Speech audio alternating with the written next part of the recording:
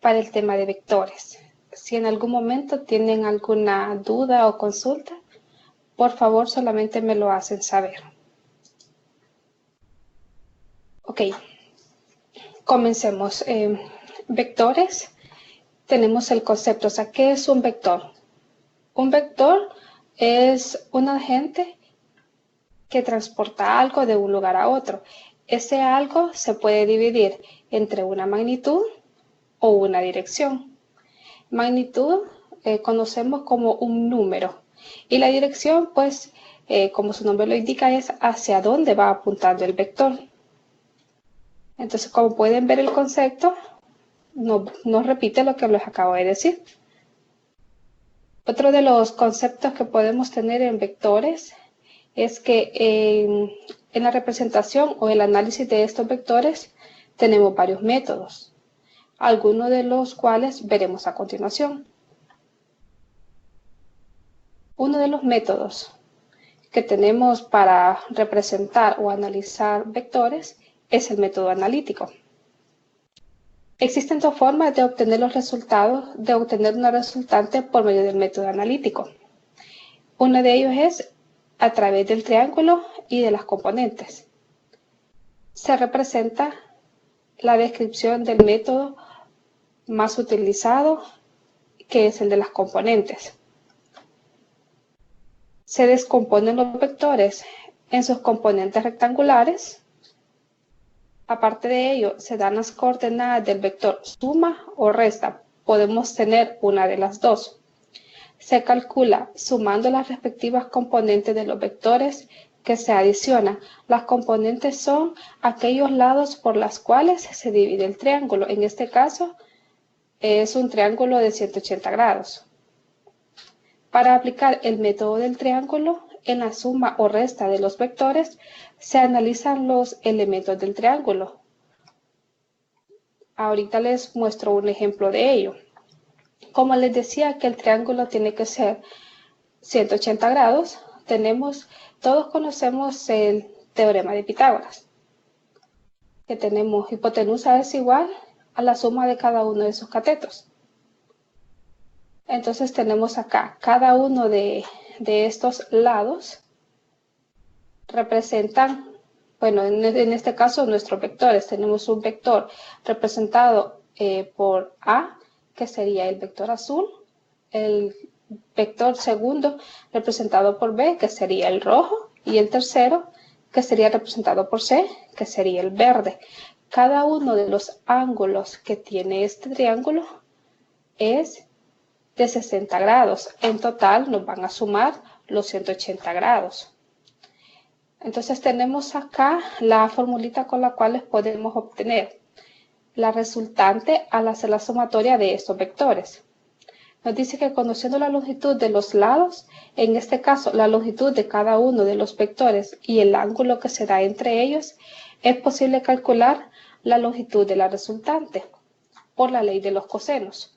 Esta formulita que ustedes ven acá, donde dice que R es igual a la raíz cuadrada de A cuadrado más B cuadrado menos 2 veces A por B por el coseno de teta, es lo que representa la ley de los cosenos. Esto nos sirve para obtener la resultante del vector que andamos buscando.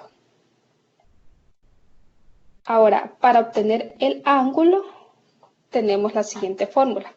Dice que el ángulo teta entre la resultante y el eje X está, este ángulo determina la dirección y el sentido de la resultante. La primera, la resultante es el número del vector, en este caso es la magnitud. Y necesitamos, para saber hacia dónde va un vector, necesitamos magnitud y dirección. Y con la segunda parte obtenemos la dirección de ese vector.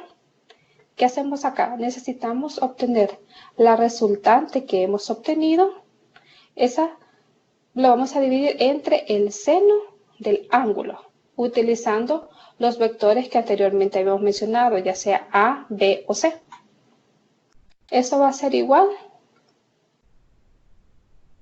a alfa entre el seno de alfa. A esto se le llama ley de los senos, porque estamos utilizando el teorema de la resultante el teorema para obtener la dirección del vector. Otro de los puntos a tener en cuenta en el tema de vectores son las componentes rectangulares de un vector. Como pueden ver en la imagen, tenemos una cajita que es jalada por una cuerda. A continuación les voy a explicar qué significa esto. Esta cajita que estamos jalando por una cuerda se le tiene que hacer un peso para poder, digamos, si nosotros queremos como empujar la caja, porque la caja tiene mucho peso, eso genera un ángulo. Ese ángulo tiene una dirección. Entonces, esa dirección que pueden ver acá, ustedes ven que genera el ángulo, aparece teta, y la línea que genera el vector, que en este caso sería F. Esa es la dirección con la cual se está como empujando o alando esta caja. Ahora bien, si vemos un poquito la teoría, nos dice que la eficiencia de una cantidad vectorial depende tanto de la dirección en la que actúa. Por ejemplo, supongamos que una fuerza, que es una cantidad vectorial, que mueve una caja grande por el suelo. La caja se moverá más fácil si se tira por medio de una cuerda inclinada, como se muestra en la figura. Si se empuja debido a que la cuerda levanta la caja y la mueve hacia adelante al mismo tiempo. ¿Qué significa esto? Que si queremos como acelerar el movimiento de la caja, tenemos que, aparte de empujar, moverla con una cuerda. Esto hace más fácil el movimiento. En forma similar, al empujar la caja, se produce el efecto de añadir peso. Esto da la idea de que una fuerza y en general un vector tiene componentes tanto verticales como horizontales, que podría reemplazar al vector. Si ustedes logran ver en la imagen de la caja, pueden ver una flecha que va hacia arriba y una flecha que va hacia la derecha. Esas son las componentes. La que va hacia arriba es la componente vertical que va en el eje Y la que va hacia la derecha es la componente horizontal que va en el eje X. Digamos como el detalle que tienen los vectores es que se manejan en este cuadrante, en el primer cuadrante del plano, utilizando las componentes X y Y. En general, las componentes de un vector son otros vectores en direcciones perpendiculares. El eje de referencia principalmente más utilizado es el plano cartesiano, lo que les estaba comentando en su primer cuadrante. Según este marco de referencia, las componentes horizontales son vectores en dirección al eje X y las componentes verticales son otros vectores que van en dirección al eje Y. Las magnitudes de las componentes, una cosa nada más a tener en cuenta. Todo esto que se está mencionando son vectores positivos. O sea, vamos a utilizar el primer cuadrante donde todo es positivo. Las magnitudes de las componentes se encuentran relacionadas con la magnitud del vector. Que a lo que me refería, que si la componente es positiva, el vector será positivo. Si nos vamos al cuadrante tercero, si la componente es negativa, entonces nos dará un vector negativo. La dirección principal relaciona también las magnitudes de los componentes por medio de las relaciones trigonométricas, conocidas para un triángulo rectángulo simple. Las relaciones más utilizadas son seno, coseno y tangente. A continuación les muestro un poco. Tenemos un ejemplo. Encontrar la magnitud de las componentes en X y Y del vector 3.5 unidades a 60 grados. Acá se ha dibujado el vector. Si ven, componente en Y va hacia arriba, componente en X va hacia la derecha, ambos positivos, y hacemos la dirección del vector, que es la línea de en medio, para formar el ángulo de 60 grados. Ahora, la componente en X puede encontrarse fácilmente utilizando la relación de los cosenos. En este caso nosotros no conocemos ni cuánto vale X ni cuánto vale Y. Así que utilizamos la relación de los cosenos y hacemos el adyacente entre la hipotenusa va a ser igual a la componente en X entre el vector principal. Perdón, ya nos daban la componente en Y y necesitamos la componente en X. Ahora, acá terminamos de resolver el problema anterior. Entonces, resolviendo el componente en X va a ser igual a 3.5 unidades por el coseno de 60 grados. Y si sacan la calculadora y hacen esta multiplicación, tiene que dar igual a 1.75 unidades. Esto sin dirección, solo magnitud. De manera similar podemos encontrar la magnitud de la componente por medio de la relación del seno. Tanto como para el coseno podemos utilizar también la fórmula del seno. Pero además se conoce la magnitud del vector principal, lo cual permite utilizar el teorema de Pitágoras, que ya todos lo conocemos, que sería igual a cuadrado más b cuadrado va a ser igual a c cuadrado. Como ya tenemos el valor de las componentes, entonces ahora sacamos el valor para la última componente que andamos buscando, que en este caso sería b. Entonces tenemos resolviendo. B sería igual a la raíz cuadrada de 3.5, que fue el primer valor que ya nos habían dado, menos 1.75, que fue el segundo valor que obtuvimos, o el segundo cuadrante, o el segundo cateto, o el segundo vector, como lo quieran llamar, o se les haga mucho más sencillo entender el tema. Entonces tenemos que la componente en Y va a ser igual a 3.03 unidades. Recordemos, esto solamente son magnitudes. En general, las componentes de un vector pueden verse como efectos o proyecciones a lo largo del eje X. Perdón, a lo largo del eje X e Y. Ahora tenemos la multiplicación de un vector por un escalar.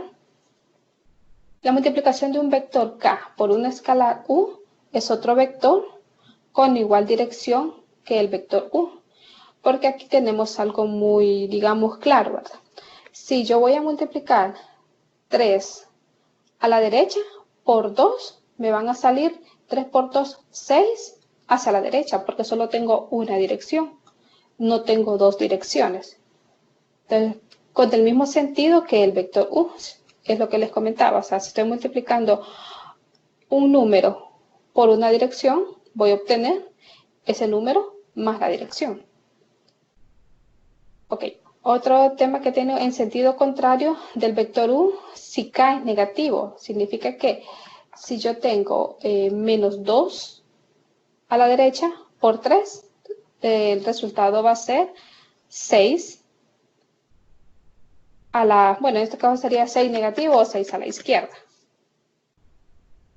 Entonces, si pueden ver aquí en la imagen tenemos que K representa la magnitud y U representa el vector. Eso es lo que les decía, si multiplicamos K es 3 y U es derecha, entonces tenemos 3 hacia la derecha.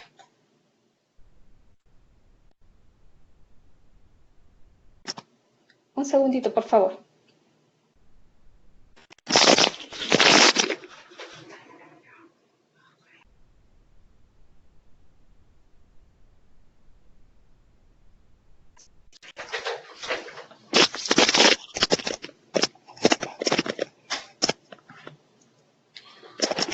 Perdón. Tenemos que las componentes del vector resultante se obtienen multiplicando el vector por el escalar, tal como lo vamos a ver en el ejemplo.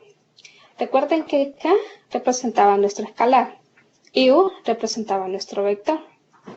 Entonces tenemos U, sería el vector U1 sería, coma U2, que sería K por U1 por U2.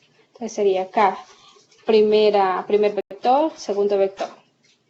Y pues acá se puede ver de una forma numérica para que sea un poco más fácil entenderlo. Y tenemos que el vector En sus direcciones tenemos menos 2,5 y luego después tenemos un segundo vector que sería el vector b, que sería 3, menos 1. Entonces, al hacer la multiplicación tenemos que u sería 2, menos 5 y el vector b sería 3 por b, sería 9, menos 3. Ahora, para aplicar la ley de propiedades en vectores, tenemos la ley distributiva. De igual manera, creo que ya todos conocemos la ley de las propiedades distributivas, pues ya saben, ¿verdad? Se multiplica el escalar por cada uno de los, en este caso, el escalar se va a multiplicar por sí mismo y por el vector. Como resultado va a dar, si multiplicamos k, que es el escalar, por k, entonces va a ser k por u, que sería nuestro vector. Luego tenemos la segunda ley, que sería la ley distributiva. Multiplicamos por cada uno de los componentes. Tenemos el elemento neutro, que significa que si yo tengo un escalar, que sería en este caso 1, por un vector, entonces sería 1 por vector, digamos, sería igual a vector. Como cuando tenemos, ¿verdad? O sea, tengo $1 y lo multiplico por 1, o sea, 1 por 1 me sigue dando 1. Entonces no hay manera, no hay manera de cambio. Por eso se le llama elemento neutro, porque cualquier, ya sea unidad o magnitud que se multiplique por 1 va a seguir siendo pues 1.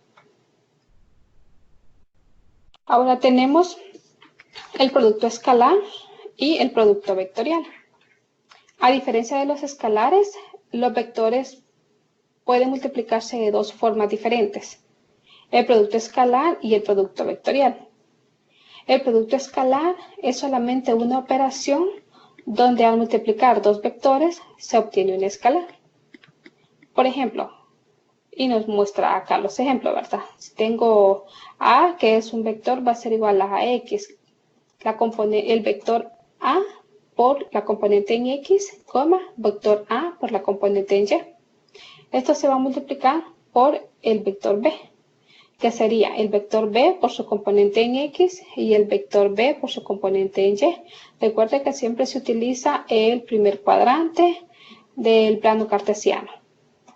Entonces voy a multiplicar a por b y multiplico el vector a por su componente en x y el vector b por su componente en x, más el vector a por su componente en y por el vector b por su componente en y. Entonces, como ven, aquí tenemos dos vectores, cada uno con su componente. También podemos hacer por la ley de los cosenos. Y por la ley de los cosenos tenemos que solamente vamos a tomar el vector, que sería a por b, sin usar sus componentes, porque aquí necesitamos el ángulo que forman estos vectores.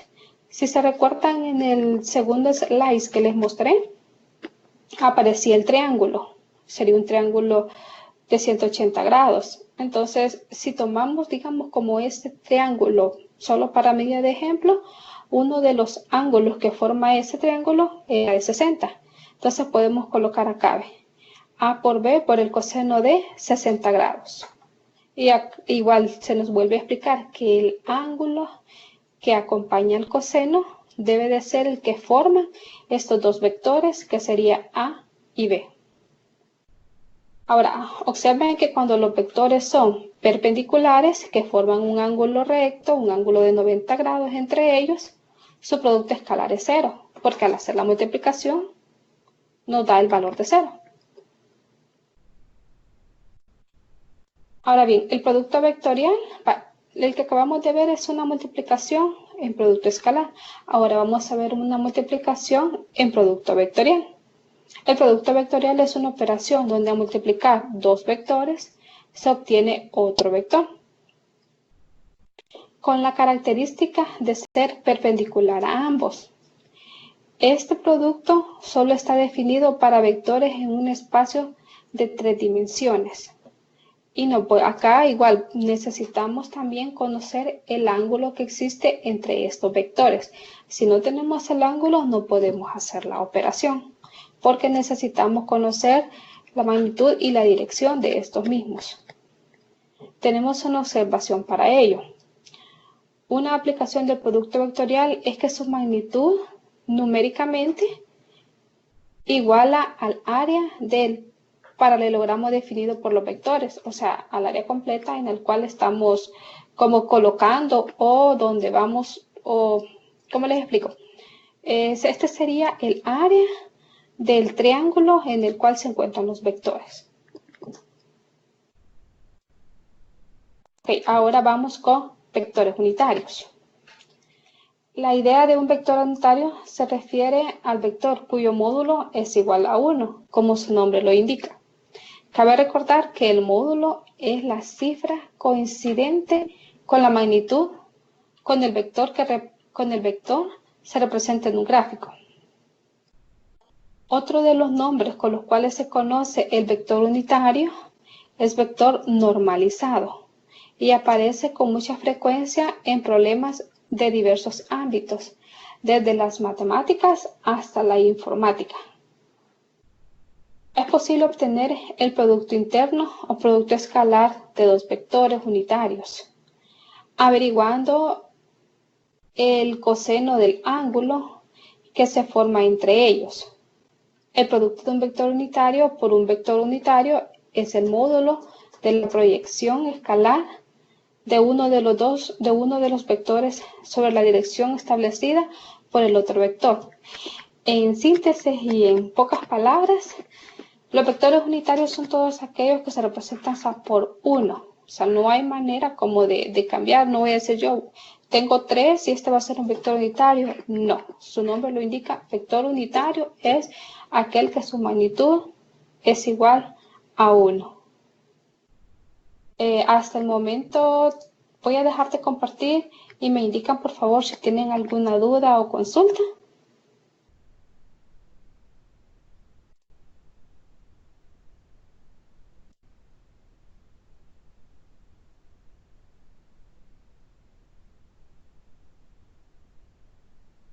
Hola, hola.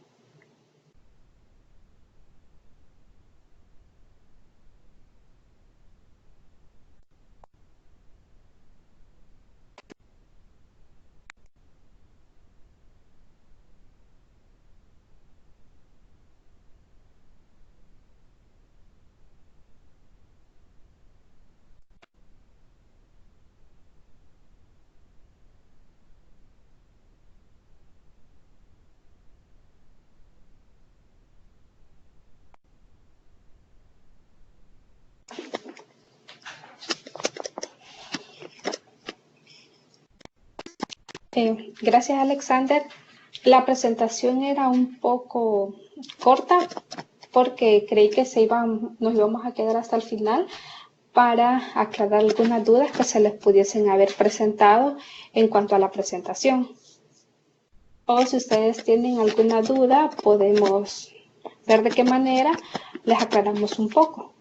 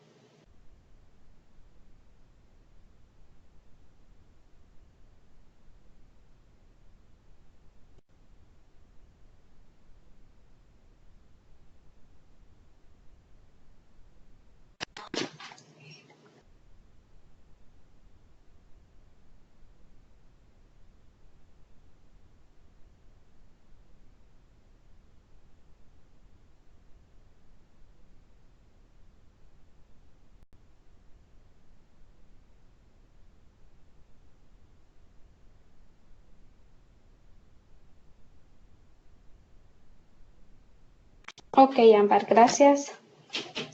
Vamos a hablar un poco sobre el método analítico nuevamente. Un segundo, ya les comparto.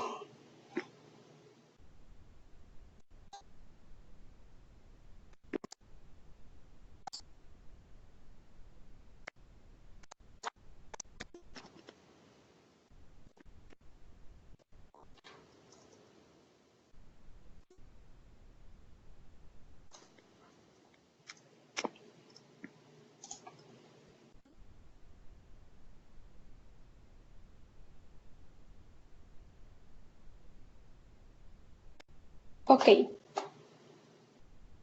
Vamos a hacer un pequeño refuerzo en cuanto al tema del método analítico.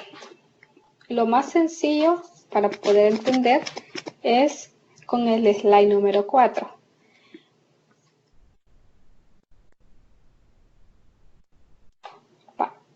Ahora, ¿por qué yo siento de que es mucho más sencillo entender con este? Porque acá está de una manera más gráfica. El método analítico nos dice que, vaya, primero volvemos a recapitular. Tenemos dos formas para obtener la resultante de un vector por el método analítico, y que es a través del triángulo y de las componentes. Entonces, se representa la descripción del método más utilizado, que es el de las componentes. ¿Cómo se hace esto? Se descomponen cada una de las componentes en sus vectores rectangulares. Cada uno de ellos posee coordenadas y también magnitudes. Lo que se hace es sumar o restar estas magnitudes para poder sacar una resultante. Ahora bien, teníamos acá como ejemplo, ¿verdad? Si utilizamos, como les mencionaba, el teorema de Pitágoras, donde tenemos que la hipotenusa es igual a la suma de cada uno de sus catetos, es algo similar a lo que tenemos representados en este triángulo. Este triángulo es un triángulo de 180 grados. Cada uno de sus ángulos mide 60 grados. Por lo tanto, los tres, digamos, partes del triángulo o los tres catetos, pues son iguales. Entonces tenemos acá. Esa es en cuanto a la imagen que tenemos del triángulo.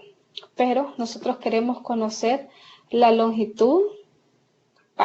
Si tenemos ya la longitud de cada uno de sus lados, podemos conocer nosotros la resultante, que es la que buscamos.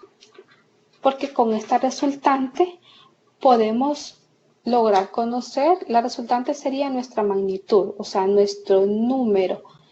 Y vamos a poder conocer la dirección en la cual viaja el vector. Entonces mencionábamos que para obtener la resultante solo se necesita dos de los catetos, podríamos decirlo, del triángulo. Y tenemos acá que la resultante es igual a a cuadrado más b cuadrado menos 2 vector a por el vector b por el coseno del vector. Por el coseno del ángulo. Y como el ángulo es el mismo, tiene el mismo valor en cada uno de los vértices de nuestro triángulo, que en este caso sería 60 grados, se utiliza ese valor, 60 grados. Recordemos que esta formulita es utilizada nada más cuando cuando el triángulo que forman los vectores tiene el mismo ángulo en cada uno de sus vértices. Estoy buscando acá un ejemplito que se les haga mucho más fácil para que puedan entenderlo. Ok. Vamos a hacer uso acá.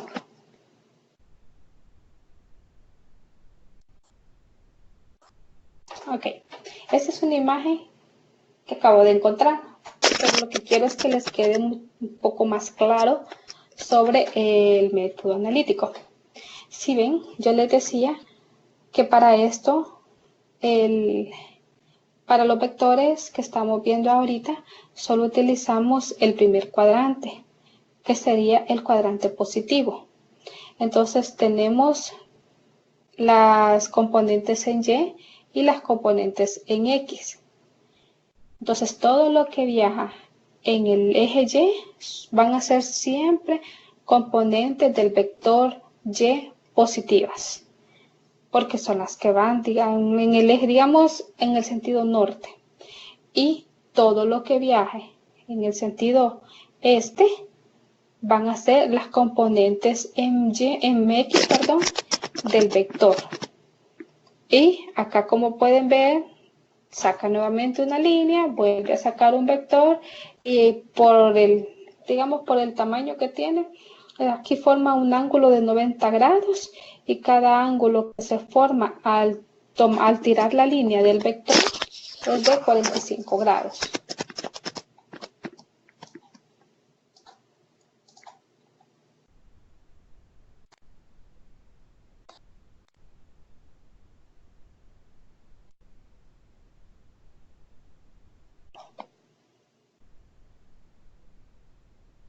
Ok.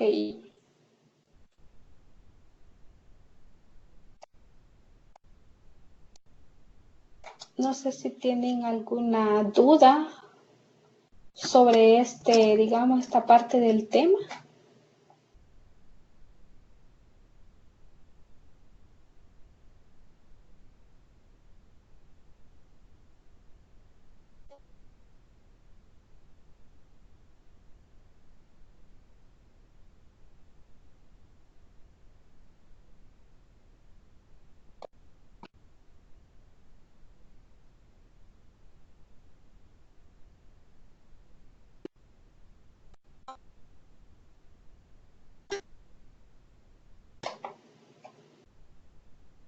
Gracias, Marina.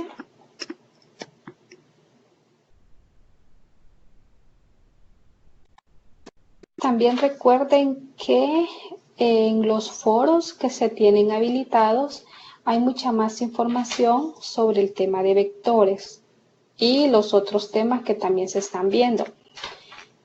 Pueden darle una revisada, pueden dar una revisada a cada uno de los foros que se tienen y cualquier duda o consulta que se les presente las pueden hacer llegar. Con gusto, nosotros estamos para poder apoyarles y aclarar un poco de sus dudas. Freddy, ¿tiene alguna duda o consulta?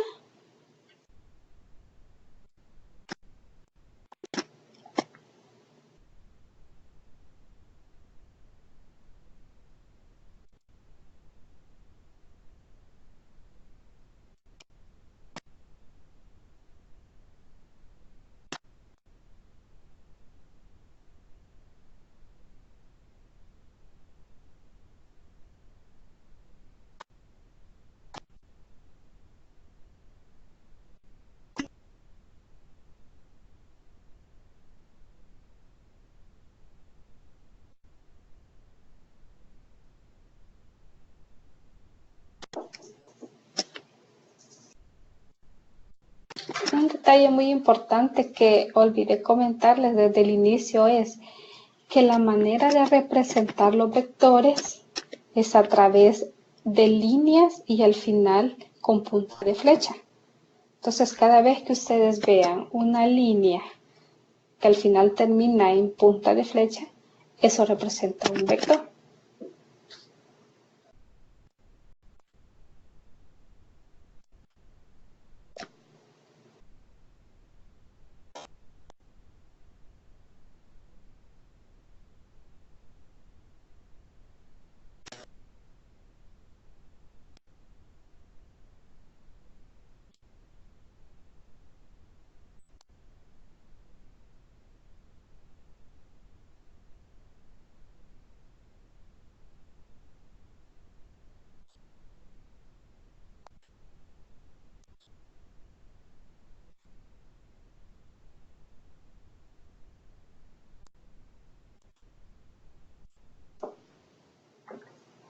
Algo que no ven en la presentación, pero para que también les quede un poquito más claro.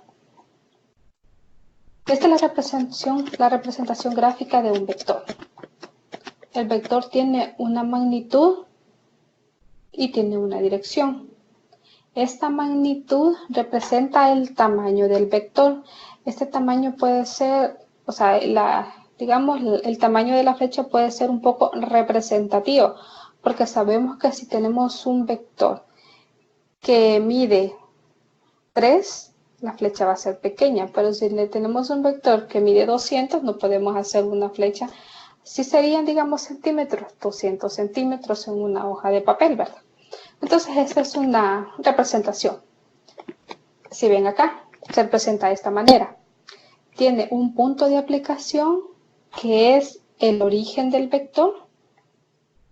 Y si ven, entonces dice, el punto de aplicación es donde nace el vector. Tiene una dirección, va aquí a la punta de flecha. Esa dirección tiene un ángulo. Y acá les especifica, ¿ves? En punta de flecha está la dirección y el ángulo. Tiene una línea de referencia, dice. Esta es utilizada para medir el vector, como cuando agarramos una escuadra y en la escuadra vamos a tirar una línea. Con una escuadra es muy fácil generar un vector, porque ahí estamos generando una línea recta y estamos generando un ángulo.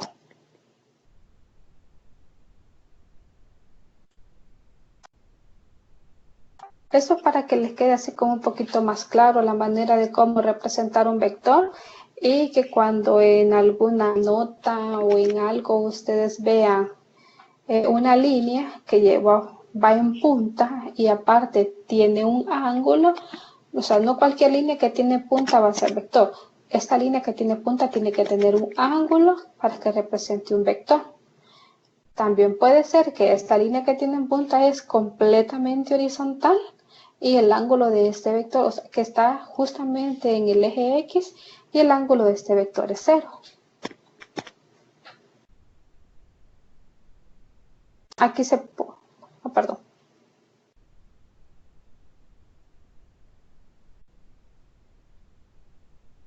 ¿Alguna duda, consulta, algo que quieran, no sé, que veamos o que quieran como aclarar?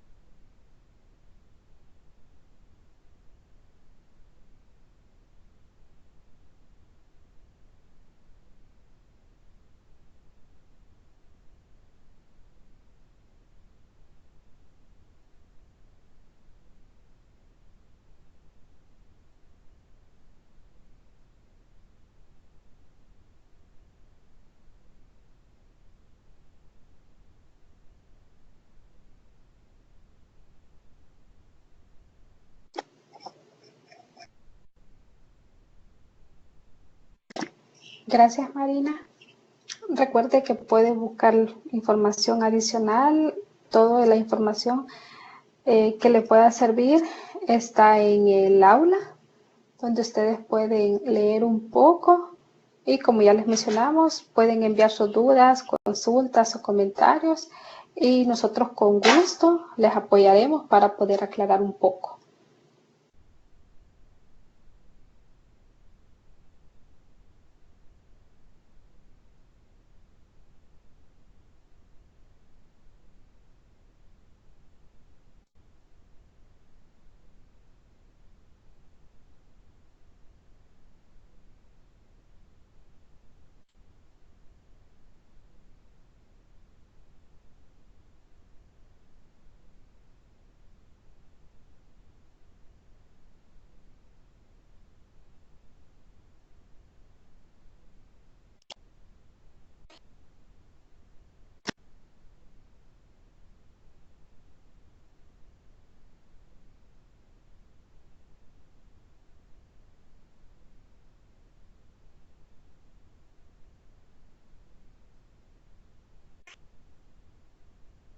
Gracias a todos. Muy buenas noches y cualquier consulta, por favor, la pueden hacer llegar al aula. Gracias, buenas noches.